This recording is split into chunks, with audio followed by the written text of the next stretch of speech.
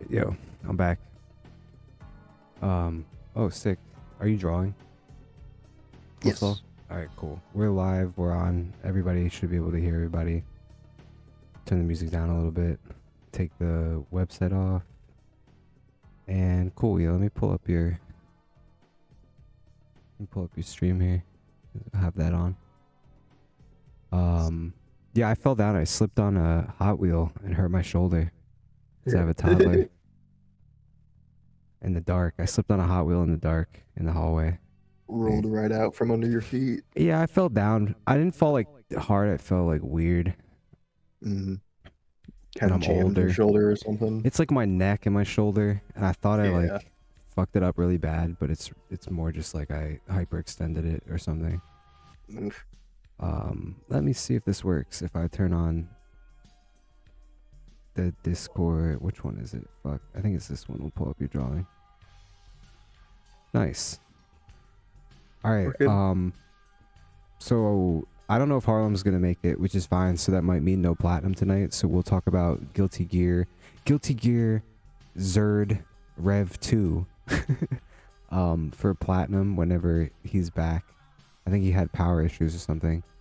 Yeah. But we are going to talk about the Game Awards because we watched that. And Redux, you have some strong opinions about Hollywood Hollywood Hulk Hogan Kojima.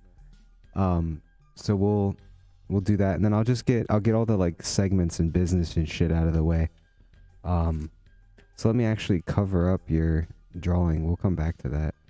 Yeah, and this is great actually. This gives me a chance to fix everything I haven't fixed, so I can fix the transitions for the drawing too. This is what I like to like. All these are kind of test streams until they're not. Let me pull up the document camera, and I won't put on white gloves for this. But the Global Comics pick of the week last week was Jack Irons, and I did say I bought the 4th issue, a physical copy of it, so here it is. I figured I would show that. This was last week's Global Comics pick of the week, so here you go. Here's one interior page of issue 4. I won't give a ton of the comic away, but it's a good looking comic. The first 3 issues are free on Global Comics. And check that out. Underneath of this is a special box. We'll be looking at that, I guess, in a second. We'll take like a little break after this segment and then come back to this box and talk about the comic inside that I received. But let me do this week's Global Comics. That's a pretty nice looking box. Oh yeah, dude. It's we're gonna talk a lot about. I think I'm really glad Redux is here because both of you guys don't have the Cerebrum, the comic that's in there, but I do. But we can all talk about it because it is kind of like it's a cyberpunk comic, and I think both of you have a good sense and set of opinions about the cyberpunk aesthetic and genre and all that. So that that'll be a little bit of fun. But let's do this week's Global Comics pick of the week. So let me see if this works. There's nothing like reading a comic when you have some time to kill or you just want to relax. Global Comics has the hookup with major publishers and titles and high-caliber independent works too. Need something to read? Let's check out our Global Comics pick of the week.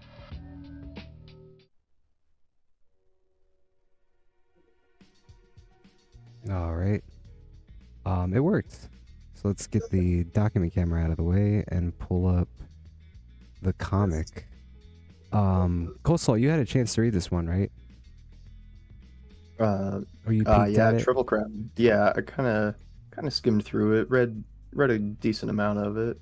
So I remember seeing this comic a while ago, and the first issue has like 20,000 something views on Global Comics, and it does taper off, which like I have only read issue 1, and we're recommending issue 1 because it seems interesting, and it's like it's a great introduction. Yeah, it's a really good issue 1. It's a racing manga, like it's an independent racing manga. It looks like it's like it's being drawn for speed, like it's serviceable. It's the art isn't gonna like blow you away, but it's definitely serviceable, and it looks good, and it's like fun to look at and fun to read. But there's not a lot of... Yeah, go ahead. Also, very good on model drawings of the cars at tons of different angles. Yeah, I'm gonna see And if it I can looks get. good. It looks good pretty much the whole way through. I'm gonna see if On I the can get any looking at pages to the load. actual vehicles. But yeah, no, it's like the cars look good, the racing feels like good, the racing action feels decent, and the characters are interesting. It's got like a speed racer vibe, but it's like an American racing team, and they're trying to basically win these 3 major races. And I won't spoil it. I'm almost kind of glad like I only have the cover loading.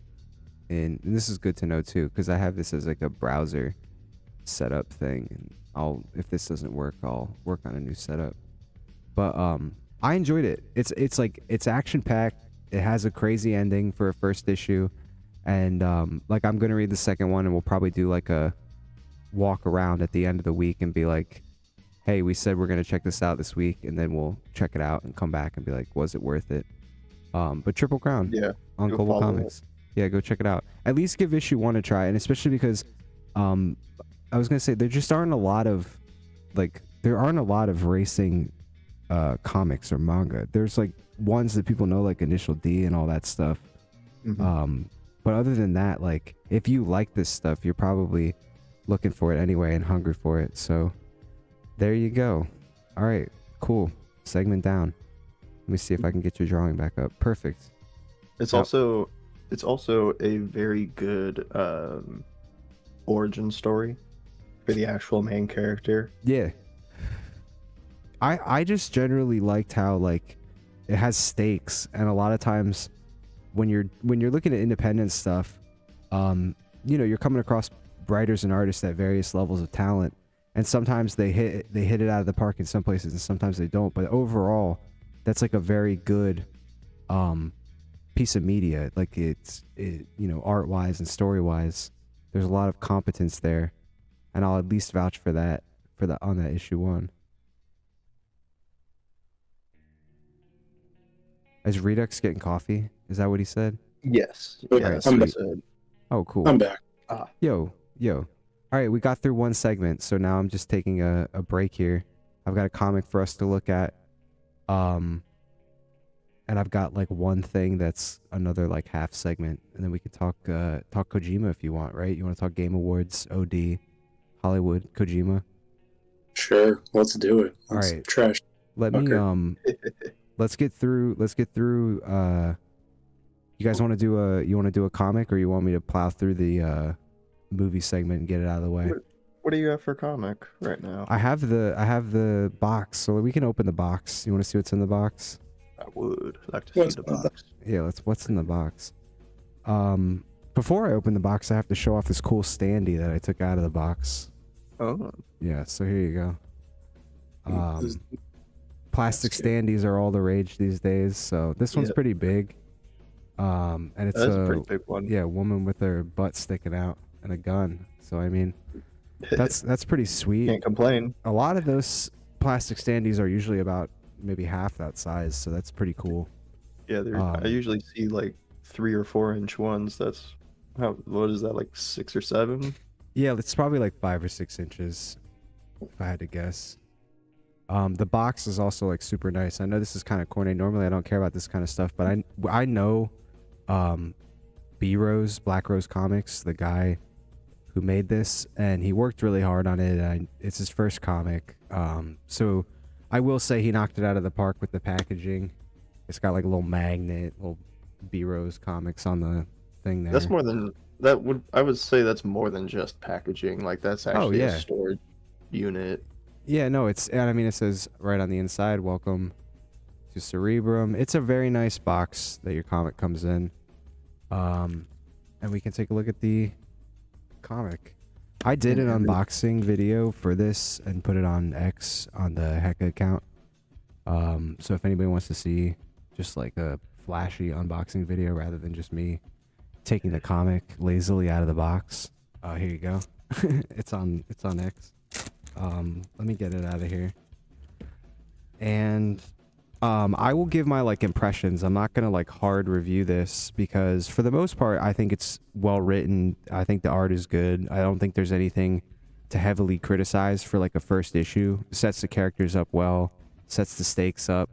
But I do have like things to say about it because, in like a more general way, because of the genre, and because I want to help my friend. You know what I mean? I think it's helpful to B-Rose to just tell him, hey, your comic's good. Good luck with the next one. I'm gonna kind of give him something that he can chew on. Before we look inside, let's look at the prints we got that came with it. So here's some prints. There's the Cerebrum crew. Got a little Sully the Roach balls sketch. Very nice. Yeah, pretty fun. And then another here from Cerebrum. And these are, I think there's a note from B-Rose, which very nice, handwritten personal note. Thank you for supporting the campaign. We couldn't have done it without you, B-Rose. So, of course, B-Rose, anytime, man. I'm a sucker for... I like cyberpunk stuff. I like standalone stories. I like old, late 80s, 90s anime, manga. So it's interesting to see, you know, any sort of, like, this is what's happening, right? Like, there's Western crossover into some of this stuff. And this has a lot of anime vibes, manga vibes. The first thing, we'll just open up here. We won't like flip through the whole book. But I think like the sequential art, it works really well. I think that the action, the like shooting guns, the movement and stuff, this like the way it's sequenced, a lot of the time works really well. I like a lot of the character designs. I'm not as young as B-Rose, you know. Usually when I see like a haircut like this, I know this is how you read somebody young now. They have a haircut like this. Yeah. So I like, you know, this has kind of got like the young cyber tramps stuck in the dystopic future kind of vibe. I like it. Like I like the characters. I like their predicament. I like how it's kind of it's familiar, but this is these are new people. This is a new setting. You're kind of figuring out where it's gonna go left when you think it's gonna go right, that kind of thing. But overall, like all this stuff you want in issue 1 to do, it does, and I think it's totally, you know, worth once the campaign for issue 2 like starts up to sniff it out, take a look at what's there, sign up. If you didn't grab this one, maybe grab it. But yeah, I mean, other than that, like before I start getting into kind of like picking on it, it is kind of like a what you see is what you get first issue, right? Title, Cerebrum, hot chick on a motorcycle, Cyber City.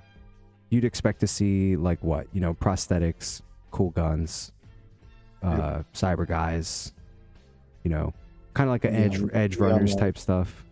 Yeah, Blade Runner. Yeah, and it gives you that. And this is where like I'm gonna tell B-Rose my biggest advice, and I'm just a writer, and you know, don't take it or leave it. I'm not like a pro writer by any stretch, but when you do your issue 2, just like get some balls and raise the stakes. You know what I mean? Like you've got a good setup here. Don't bitch out. That's my big advice. Because like my 2 main complaints with the book were like I wanted more backgrounds, and I told you about that, where like a lot of the time it's got that comic book just splash background, and you sort of lose your sense of place if there's too much of that. And I like this world. Like I want to see this world. It's kind of like Texanalize, you know, where people are augmented but they don't necessarily want to be. You know, it's kind of taking pieces of different cyberpunk things and like remixing them, and I like the way that it's remixing them, but I really want to see it like shift into high gear and do something interesting and different and its own with the genre and the aesthetic, you know, with the whole cyberpunk thing. I figured you guys might have something to say about this, because Redux, I know you did all the stuff with Ruiner, and Ruiner's like very, very stylish cyberpunk, you know, the Red Dread type stuff. And then Yeah. Coleslaw, you're sitting there coloring, you know, our book, which is kind of a cyberpunk book, sort of not a cyberpunk book. It's more, you know, it's sci-fi. It's a cyberpunk setting. People will say that, yeah. I would argue it's more like, I would argue we're closer to sci-fi than cyberpunk because it's like ancillary. I would agree with you. Yeah. I would agree with you there on like the plot. But people and are the gonna actual look at it and story. go, "Oh, it's cyberpunk." So I Yeah, have because to they're gonna agree with you. see Yeah. see the neon lights and tits out everywhere and holograms, and they're like, "Oh yeah, Yeah. that's Blade Runner." Exactly. Yeah. But I mean, do you guys feel? Because the part of the reason I wanted to like rope you two into this conversation, even though I know you don't have this book and haven't read it, is that I think generally we probably agree that post Cyberpunk 2077 we're in like a weird space where it's sort of not stale, but you know that it's captured, or there's something weird where like you can only do so much in the like. Yeah, I think that Cyberpunk 2077 was the jump the shark moment where it kind of kills the genre for a while. Yeah, That could be it. it's something, because it's like I'm just thinking about how everything, that neon, you know, that neon look, that over packed in urban look, it is really seeped into everything to the point where it almost doesn't mean anything anymore. And that was like a chief complaint of Cyberpunk itself, was like you have all this shit and it feels very empty. And you know, got hit with a Japanese beam. yeah. I feel like it has shifted to, I'm going to coin another term, and it's based off of a really crappy game I played. It's turned from like Dread Red and stuff like that, or, you know, the bright neon lights, to bleak dystopia. And I think that we're seeing a lot more of, we're going to see a lot more of the Black Mirror type. And yeah, like the pared down where it's more reality based and stuff that, you know, maybe already like, you know, the Black Mirror did that episode maybe 5-6 years ago with like the robot dogs that were hunting people down, and now they're already here. So Yeah.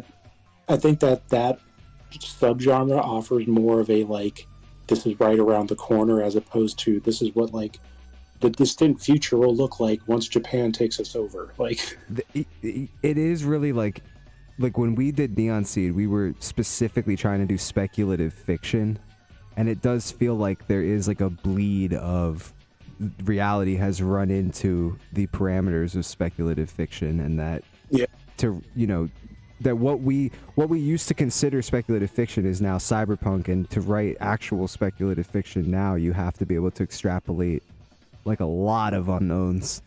like you know, we were sitting around looking at certain things advancing, you know, by weeks and not months anymore. It gets harder and harder, I guess, to try to like, because isn't it kind of strange how like even something like Death Stranding, which seems like it's the most recent peak of speculative fiction to some degree, most of the points that game was making on its surface were like materialized within a month or two of its launch. Yeah, definitely within a year. But the whole thing about logistics and lockdowns and all of it. Everybody being dependent on fucking delivery drivers and screens and connections. Nobody going outside. Yeah, and well, my whole thing is, 'cause I say that MGS2 and Death Stranding are the most blockchain-based games, and then verifiable packaging, shit like that. Just all stuff that's coming right around the corner or here. This is as good enough as a segue as we're gonna get to start talking about Kojima. So we'll say, B-Rose, great first book. Fully support your next one. If you haven't picked up Cerebrum 1, check it out. Check out Black Rose Comics and their whole crew. And then, like I said, just don't back down. Don't bitch out. Do something brave and bold that nobody's ever done in this kind of setting before. Because there's tons and tons of stories about like kids in dystopic settings that have gone really hard already. You know what I mean? I was gonna say, go ahead. Like nuke your city, but then I just remembered. Wait, Cyberpunk did that. I think it opens. I'm pretty sure with the city having already been nuked and rebuilt, which is pretty interesting. Yeah, there's a lot of stuff here. There's groundwork laid. Like I'm giving him a lot of benefit of the doubt, but I'm basically saying like this is a really good paced and sized intro to your world. Now let us in. Show us the How many world. pages is it? Probably around like maybe 70 or 80. It's a nice sized book. I don't know, you probably can't see the stream, but I'm showing it off. Oh yeah. No, I'm watching that stream. Yeah. So Oh yeah, that's a good sized book.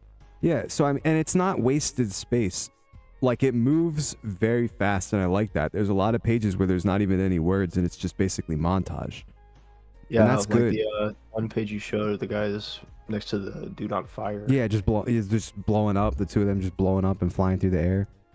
And that's like right at the beginning. So it's like this script has been worked on. There's people who workshopped it. You can tell shit like that because even if B Rose has never written anything in his life, somebody sat him down and said, "Look, make something cool happen in the first couple of pages, or characterize this person right away so people get it." And that's why I mentioned Textualize, because Textualize is kind of like a anime that people have forgotten nowadays, but it's a similar sort of thing where like they put a robot arm on you after you get maimed, and then basically you're a debt slave because now you got to pay for this robot arm. That sucks ass. yeah. So it's like this, but that's almost like a trope at a certain point that like it's like once you do something in the genre, people just take it and add it as a piece of their story, and it's almost like a part of the genre at this point, where like it's like everybody's working on what does and doesn't work in these universes together. But I have an interesting question, and if this isn't in the book, I'm hoping that maybe this takes a twist.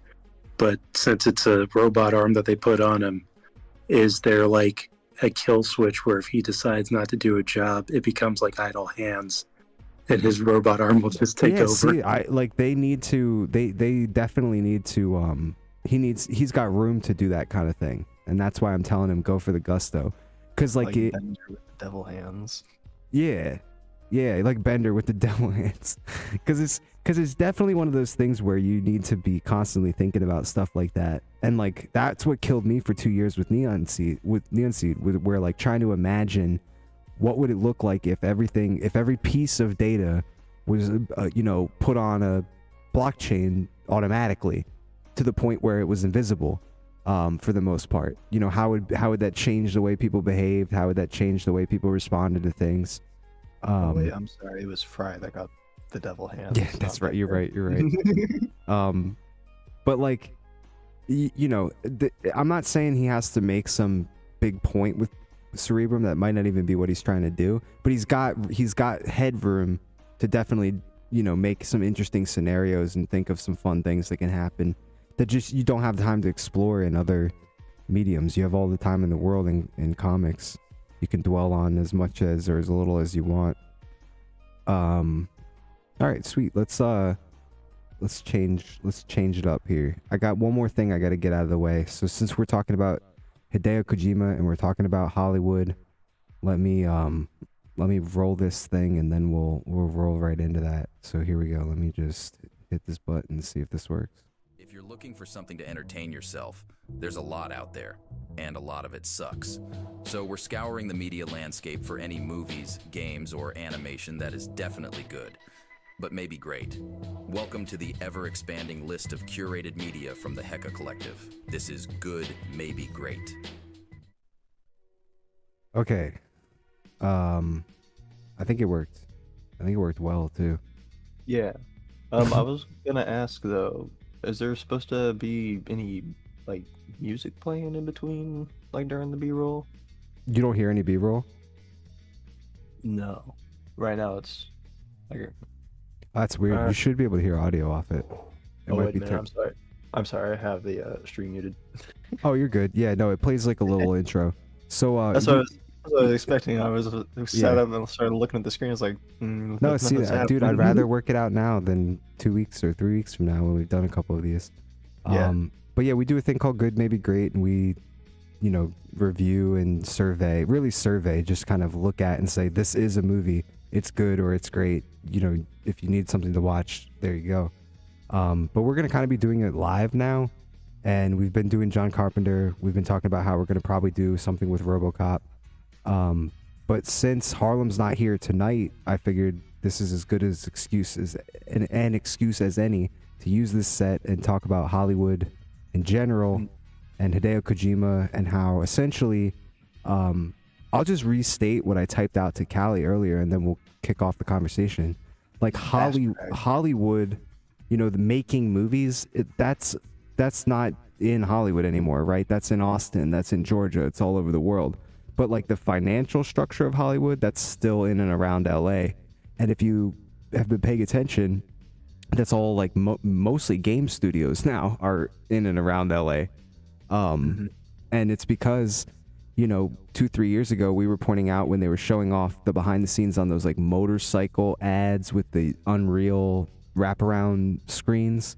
I was pointing right at that shit and going, oh, well, yeah, that's exactly the type of technology that somebody like Hideo Kojima will, be adapting to produce something that's more akin to like an experience. It's kind of a game, it's kind of a movie, but it's an experience. And all that has essentially come true, right? Like the Batman, I think, was the biggest movie to use those screens. They used it for the entire cityscape, the entire city. Yeah, pretty much every background that was out like a window. Yeah, everything was those Unreal 5 screens. We've seen footage. God, my fucking drawing pad, it just keeps zooming out. It's all good. We've seen footage of Kojima 2 working with those screens with the Death Stranding environment. And it's just sort of obvious that, like everything else, I love the Starbucks example, but like we're careening toward, you will no longer play the game, you will no longer watch the movie, but you will have the video game movie experience. And I think that we're seeing that with OD, right? That's my take, that essentially guys like Kojima and Neil Druckmann have been cherry-picked as liaisons and ambassadors of the video game world to Hollywood for the public, and it's all sort of a marketing campaign to get you to pay fees for this future of entertainment. All right, the floor is yours, gentlemen. I'm gonna finish this fourth of a cigarette I've got going. Let's talk about the OD reveal, and let's talk about the gamification of Hollywood, or the Hollywoodification of video games. The OD reveal was disappointing. Like, no gameplay, no premise, no fucking idea what the hell's going on. Just some people saying some what are they called, like alphabetical phrases. Yeah, where you say every letter. Phonetically complete phrase or whatever. Yeah, like the red fox jumps over, that whole thing. So yeah, my old it is, and then somebody gets it wrong, and then it's like Squid Games. Somebody comes in and just fucking kills them. Let's speculate wildly after we hear from Redux. Go ahead, Redux. So I hated the OD reveal. I thought it was lazy for something, this secretive project that we've been hearing about. Well, we really haven't been hearing about for over a year. We've been hearing rumors about it since like Death Stranding came out. But I was gonna say, we also have kind of done this to ourselves, and Kojima knows how to manipulate his audience. Yeah. And he knows that, people will read into all of that stuff, despite how little it is. I guarantee you, I haven't looked it up, but I'm pretty sure there's probably somebody trying to break down. Is there a reflection in the eyes of the girl when that door opens? I honestly was gonna zoom in and do like check. But you see my point right there. So we've made it easy for him to be lazy with reveal stuff and give us as little as possible, especially if it's a controversial thing like Death Stranding, because the whole thing with that was, what is the game? And when he finally told us, about 6 months before it came out, people were like, really?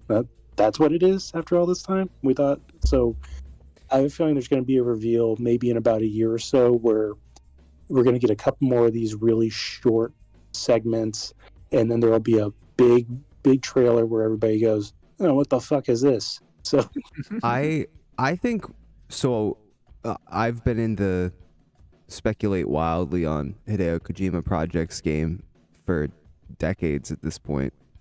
And I think we already have, I think people they overcomplicate it, and you already have a tremendous amount of pieces about OD to tell you roughly what you're getting.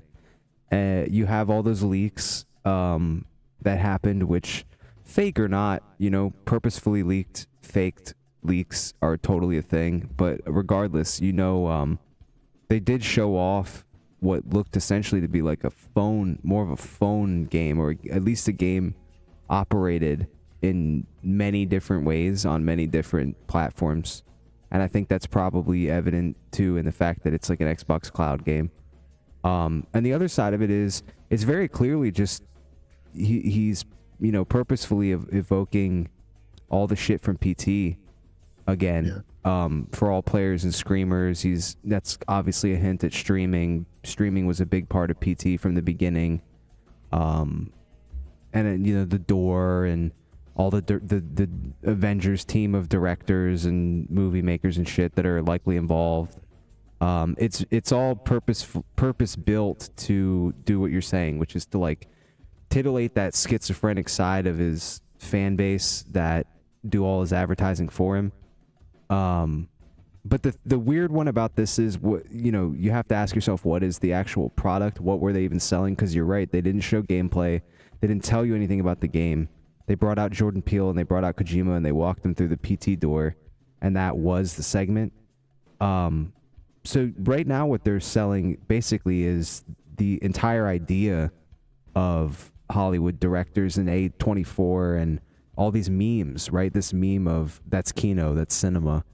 They're selling that being married with, the legendary game designer, Hideo Kojima, so that whatever OD is, it doesn't matter if we like it. I don't even think we're supposed to like it. I think we're no longer the audience.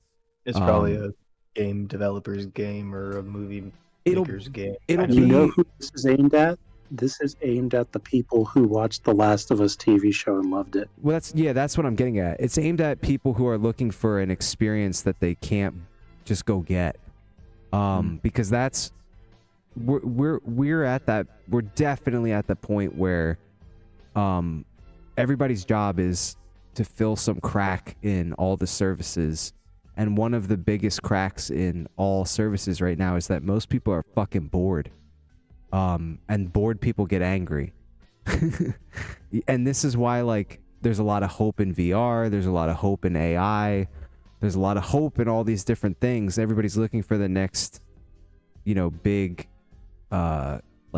leap in media.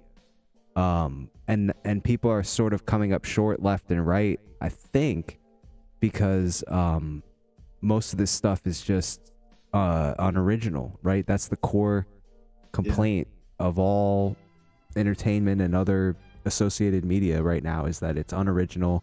It's just a rehash. It's just it's just derivative ripoffs. And so I think this is you're talking about the people who watch The Last of Us. One of the core, if you were to focus group that, you're HBO, you're Naughty Dog, right? One of the core things you're going to receive back is people saying, I didn't know that video games had stories like this in them. 100%, I believe that had to have been one of the biggest notes the studio received back in terms of audience feedback of their core audience. Is people flip that show on because it was an HBO show, not knowing anything about the game, right? I told you wait, this is a game? Yeah. I told you my story with that, right? Where I had friends. I have two gay friends, two gay guys, and they were the ones who told me to watch The Last of Us, and I already knew the whole conversation because I'm on the internet and they're not on the internet. I already knew everything they were going to tell me about the episode I hadn't seen about the two gay guys in the Last of Us. And I don't, you know what I mean? I just sat there and was polite, but just listen. Well, because in the sense of I already was able to have the entire conversation we were having before we had it, because that's, I played The Last of Us when did it come out? 2013? When did that game come out? Like 2013, I think. so. Yeah. Yeah. Think about the temporal displacement happening inside of me as somebody in 2022 or whatever explains to me what The Last of Us is. But it's a TV show now. But it's the same exact story. But there's only a few key changes which are like designed to tweak it these people and not me. It's very interesting. And I think that now transplant that to Death Stranding and you know exactly what will happen. Right? You know exactly why he's going with A24. You know exactly why he's picking at people like Ari Aster, because there is a audience of people that he knows know who he is, who will spread his memes like a virus to their friends and family, and they'll go home at Thanksgiving and say, "We have to watch Death Stranding." Yeah, I completely agree with that. Which even look at today. Go ahead. There was the video of people congratulating him on the 8th anniversary of Kojima Productions. It's all celebrities in the video. Not one single normal person, not one single actual fan. Any game designers? I didn't see any game designers. It looked like it was all actors, directors. Yeah. Well, I wanted to give you room to talk though, because let me put it this way: nobody Japanese was in that video. Right. But I wanted to give you like a big space to talk here, because I think this has a lot to do with the point you made earlier on Twitter, which is like he has the movie coming out that's going to be, I don't think it's going to be a straight up adaptation of Death Stranding. I think I already saw it. Yeah, go ahead. I think it's going to be a TV series instead of a movie, especially he already has because he's already releasing the documentary on Disney Plus exclusively. Like that already rings out like, hey, here's a chance for a Death Stranding TV series on Disney Plus. Well, I don't know if they'd be able to put that on Disney Plus. That'd probably have to be a Hulu. I don't know, dude. Mandalorian has already set the stage for it to happen, and I could see them doing it and just really taming some stuff down. I mean, there's not too much R-rated material in Death Stranding. No. And you could cut a lot of that out to make it child-friendly. I guess. But you basically said that there's already a lot of people who had done Kojima docs of various, subjects, basically, and that they kind of deserve to be highlighted a little bit more than just doing a documentary with somebody like Disney. And I thought that was interesting, because I think that the people that do those kinds of Kojima docs and that sort of like obsessive, Kojima content, he's targeting them the most because he knows what they'll do. They're the easiest to like read. And I was excited that you were kind of pissed off about it, because I don't think anybody else is brave enough to be. So it's like I was like, we really need to talk about that, because in order for this marketing plan to work, he has to blend in with all these other celebrities, and they have to like kiss his ass a little bit, and be like, MGS2 and Death Stranding are like, they're as important to me as movies I've seen. He needs like 10 famous people who ordinary people know to say that out loud, so that people will repeat it in YouTube videos, and then it'll become like a thing that people just say about him and about his shit. The guy from Dune seems to be hanging out around him pretty often recently. Oh, he's Chalamet. Yeah. I have a feeling he's probably going to be either main character or something. Yeah. Either that, or he's going to be involved in OD probably. Well, I remember reading an article, and I'll have to dig for it if I re-upload this as like a short or whatever. But they had mentioned that like the Death Stranding adaptation is going to be it's basically going to be some kind of side story. Set in the universe. Okay. So there's a lot of room. I'm not as upset about it now. There's a lot of. Yeah, go ahead. I wouldn't be shocked if it's a lot of the side stuff that we read in the books. In the book, yeah. Yeah. Yeah. Well, and there's a ton of room for other celebrities if you do it that way. Mm-hmm. Like a shitload of room to cram in other celebrities, and then also like Conan O'Brien better be in it. I will tell you this. It seems like Kojima also kind of like gets that like I don't want to play with you anymore kind of like feeling sometimes with different actors and actresses he works with.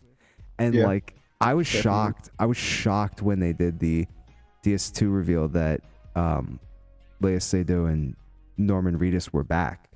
That was the main reason I'm checked out of all this, because I don't care to know what happens after the first game. I don't care for the story to continue. But Same I was here. completely shocked that he was working with the two of them again. Well, and I'm going to be honest, I have a feeling he's going to pull a Last of Us 2 on everybody as well, because I know that Neil Druckmann loves Kojima, and I have a feeling that he's probably going to take a page out of that playbook and be like, piss off the player by killing their favorite character and not letting them play as them again, eh? Maybe. I mean, think 'cause- Kill Sam in the first hour. A swath of people who've played Death Stranding that never played Metal Gear Solid 2 or know that entire hype cycle and what happened. Yeah. I So mean, it's I like- think it's set up already what you're saying, because Sam is old and Fragile isn't anymore. Yeah, how does that work? Well, I mean, we'll find out, but I think that's a very obvious. He's not going to old snake this thing and make you run up a mountain as an old man. Please I don't don't think. voice that resistance. Well, no, I'll put that out there. I don't care. But I'm just saying, like, I don't think he's interested in doing that anymore. I don't think he's having the this happened to Akira Kurosawa, where like he was like old and he was basically saying shit like you don't find out until way later that like you can still make movies, you know, like you still have them in you. And then what becomes crazy is like you have more movies left in you than like you have time left to make them. Something like that. I'll like paste in the actual quote. But like I think that's what's happened to him. I think like as he's gotten older, he realizes he's not like an old man, and that like, you know, he's like I don't know why, but I think it's like something about maybe turning 50 is a lot different than turning 60 or 70. Like maybe you realize, oh shit, I'm old, but I'm not dead and I'm not gonna die. Because like he seems to no longer be reflecting on his own life in the same way. I don't want to say that he's just straight up selling out, but he is kind of just straight up selling out. It's sort of crazy to see. Yeah, it's really bizarre to watch. Like, and there's also just this weird. It feels like we're in an XOF Foxhound situation with Konami on the other end, re-promoted Metal Gear, bringing David Hayter out of retirement to be like their spokesperson. It's a very bizarre time with like Isn't it? Kojima. Because it's like, if he really wanted to sell out, he could be an executive at Konami right now, just sitting on his ass. But then he wouldn't be Hideo Kojima. Very true. And so it's But- crazy to me. It's very strange. It's different what he's doing now, because I don't know. It feels different than like him just seeking out like, hey, I want like a movie soundtrack for my game. Let me get Harry Gregson Williams. Where now it's like, there's not even character creation anymore because he's just getting actors. So it's a very bizarre turn to see what everything's done. Like even Shinkawa, I think I made the point for Death Stranding. It wasn't really that he was a character designer; he was a fashion designer more than anything else. Let's Yeah, Let's- he pretty much just made like the weapons and the general design of. Like, mechanical build- stuff. Yeah, he did all the mechanical stuff. Let's throw some structure in here. What do you guys think is going to be in the documentary? I know the documentary already came out. Oh, it's out? Cans- Oh yeah, It it did came out- already screen. You're right. Yeah. Yeah, it's just that for public consumption, it's going to be Disney Plus only. But I think from what I've heard, I think it's just a lot of interviews with celebrities and kind of their experience working with him or playing his games. That's basically kind of it. Kind of like his 8th anniversary I thing see. today. Yeah. That's lame. Yeah, exactly. That's You real could, fucking lame. That's It super is. fucking gay. Because That's why I'm so disappointed by all this. Is that somebody who knows his fan base so well, and it's been so long for them not to like shit. Even I did like a call out to the fans in my video, like for them not to at least reach out to people who've played all of his games, or even somebody like Tim Rogers. Like I don't even know if He's makes met sense for him. him. Yeah, exactly. You've met him before. Like that would make sense to have somebody like him in there. My thing, I've always been interested in Kojima the man, and I don't think he's interested in telling us about himself very much at all. Because he's, I don't know if it's a translation thing or what, but even in his own book, like, obviously in his interviews, obviously in his own media stuff that he puts out, or Kojima Productions puts out, I don't want to say that he's fake, but it's a character. Like, when I see new people I can tell somebody's young if they think he can't speak English. That motherfucker can speak English perfectly well. He can perfectly understand it. He goes up there and pretends that he can't. He's been doing that for a decade. And like, we can sit here and joke that it's because everybody turned, did you like it into a meme? But it's like, no, he knows what he's doing. He knows that there's like an air of mystery that's added when he walks out there with a translator, and when he never speaks in English in any interviews. Like, it's crazy that people really think he never learned to speak fucking English when he's on video speaking fine. Yeah, well, here's my thing. In like 2009. Here's the real thing. Do they all think that all these celebrities that he's met learned to speak Japanese? Yo, so honestly, this is what's crazy. Depending on what they do, you'd be surprised, because some of them, depending on what their talent or whatever they're famous for, they are big in Japan, and they probably do speak Japanese. You're not wrong. I could see that. They have all the time in the world, these people, and they can pay anybody to teach them anything really fast. If Hasselhoff got big in Germany, I don't see why Guillermo del Toro can't be big in Japan. Fucking Brad Pitt's in a ton of Japanese commercials. He probably knows he probably knows some shit. John Cena knows Chinese. Yo, yeah, see? Yeah, Cena knows fucking Mandarin. Don't get me started on Chinese John Cena. Dude, I think it's awesome, because if WWE broke into the Chinese market, it's game over. Wrestling forever. 1,000 years of wrestling. Vince McMahon, like, China #1. Bro, Vince McMahon is some kind of communist wrestling hero. Right before he dies, we're in the greatest timeline. They got to get a big Chinese guy to become Universal World Galactic Champion of the Intercontinental United Imagine States. having WWE franchises in like the USA, Saudi Arabia, like London, like mainland China, and then Japan, and then there being like an actual world champion. I think Hong Kong is the market. I mean, dude, they'll put it wherever they can negotiate with the government to have it, and it might be Hong Kong, or it might be like, what's the other big city, Chongqing or whatever. Chongqing as well. Because Chongqing's the fastest growing city in the world or some shit. So like, I could see them. Or Shanghai. They could put it in Kowloon City. All I know is there's, what is it, 1.5 billion people over there, and they probably would love to see some fucking wrestling. If they'll watch it in Saudi Arabia, I guarantee you they'll watch it in China. Oh hell yeah, absolutely. Dude. Absolutely. There probably already is wrestling in China, and I'm just being like totally blind spotted about that. They probably have like their own.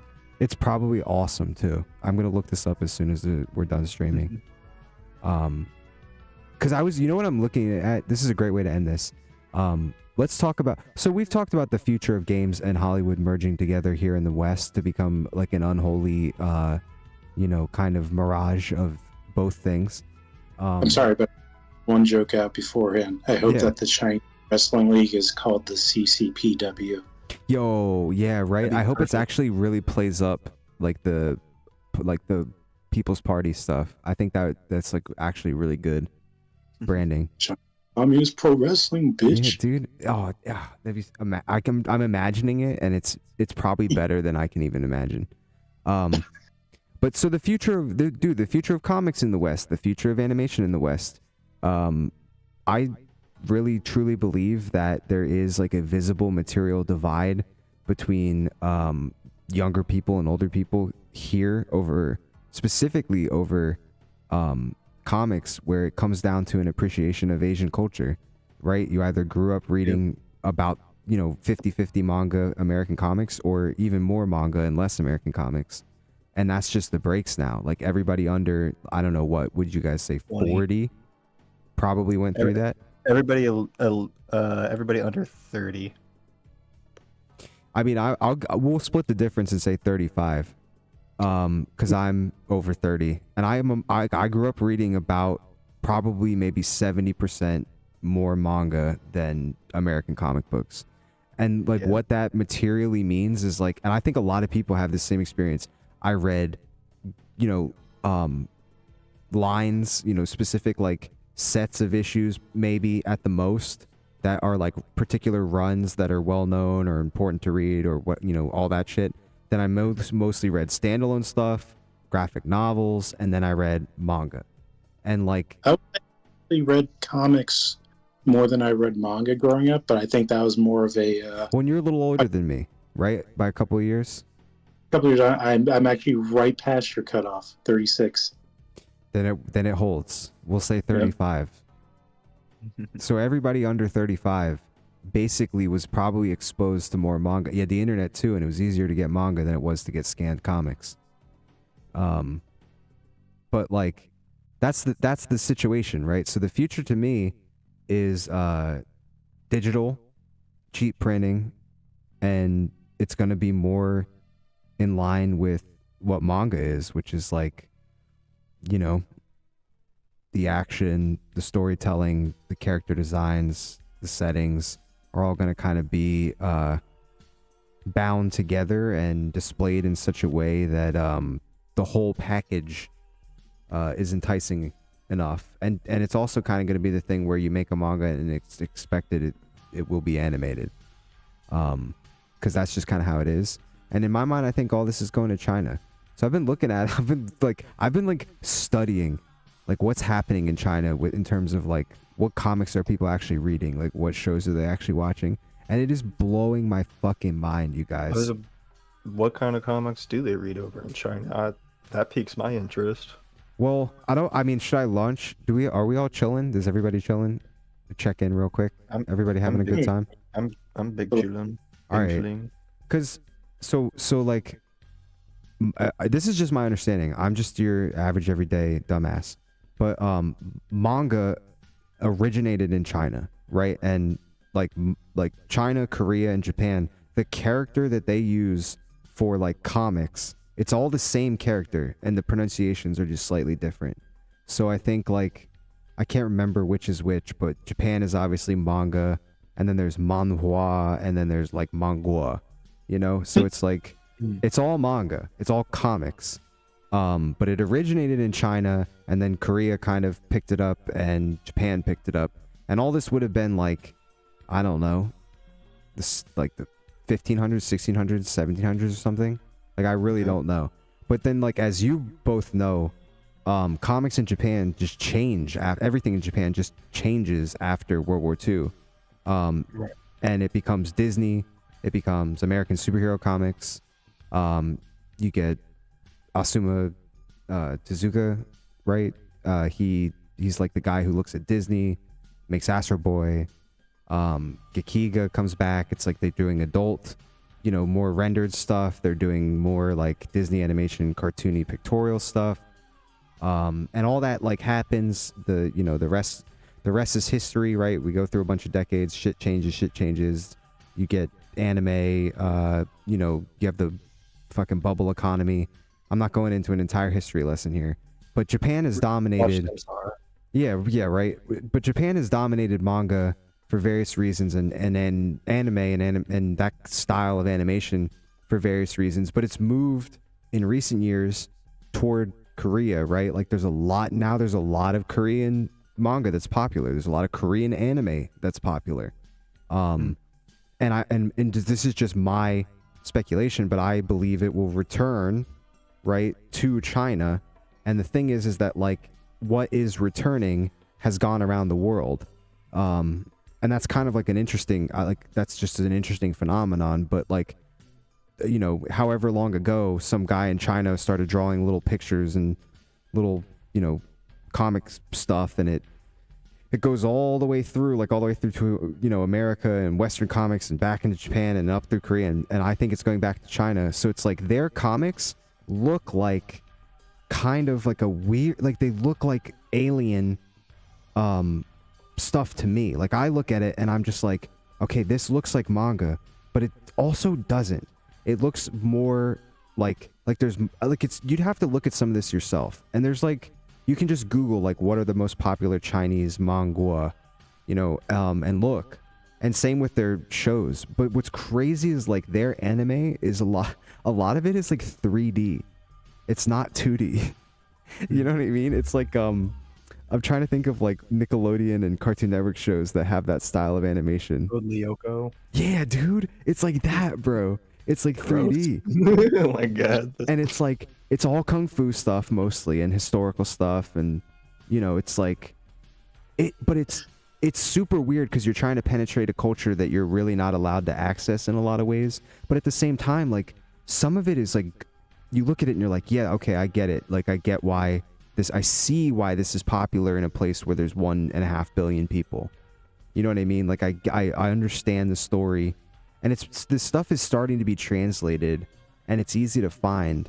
And part of me is just like, there's gonna be some breakout thing eventually, whether it's a game or a movie or an animated film or a comic or, you know, whatever. But I feel everything is pulling back toward China. And that's just my sense. Like, I don't think Western superhero comics are going away, but I don't think that they're going to become like, you know, globally coveted just overnight for no reason. I think that like the dominance of manga, because of its legacy in American comics, has already occurred. Like it already is the heir and successor to all the shit that we did with comics and animation in like the, you know, the 30s and 40s and 50s and 60s. They just took it all and they made it into a bunch of cool shit, and now we're buying that instead. And like, I think that'll happen with China. I think China will be like, we like this, right? Like there's no reason why people in China wouldn't like a lot of like anime, you know, or a lot of like anything that, you know, there's no reason they wouldn't like anything that we like. So, but eventually they're going to take it and do something to it and make it, you know, their own. And they're in a position to like really, like, imagine if they did, like, imagine if there was just some Chinese IP that was super duper popular and everybody you knew was like talking about it. We're close to that happening. There's a couple of games that are like that, right? There's like some of the most popular games, aren't they made by like Mihao and Bilibili, like Genshin. Genshin's a Chinese game, right? It's got like millions of players. We're getting there. I think it's going to be in the next couple of years. We're going to see Chinese gaming taking over, like on the main consoles and PCs. I'm not saying exactly that it's going to be like, you know, Chinese Goku or Chinese Iron Man or something, but I think that something truly unique that's like also building on what's already been done in these other places is eventually going to pop up, and people are going to be like, holy shit, this does kick ass. Because part of me feels like One Piece is kind of the end. Like One Piece is going to go down as like, that's the greatest manga. That's the best one. Probably. It's got to be, right? That's what I would. Yeah. I would give it that title. It's more words than all of Shakespeare's writing. It's like this gigantic fucking odyssey, this huge like masterwork. I don't feel like it'll ever be topped. And I'm not even like the biggest One Piece person. I just like, I know the secrets of One Piece because I follow some Twitter accounts that are really good at disclosing the secrets of One Piece. Yeah. I gotta catch up. I'm so enthralled with how like, oh yeah, it really is just like this big Blakean thing that's just like using cool childish metaphor to disclose a bunch of true things about the nature of reality. That's fun. With pirates as a backdrop. Yeah, with pirates as a backdrop. Hey, Pirate Stars make everything a little more lighthearted. I know. Any final thoughts? Anybody got anything to add? It was pretty good. I think we did an hour. Rock solid. Not that I can really think of, except as long as the Death Stranding show isn't about fucking Sam, then I might be okay with it. If it's just a Norman Reedus cameo, we're good, right? Like That's if he probably just the best way to do if he just shows up as Sam to like deliver a package to whoever we're like following that episode, fine. But like don't make an episode about him. He should no, you know what? He should show up for literally 7 seconds.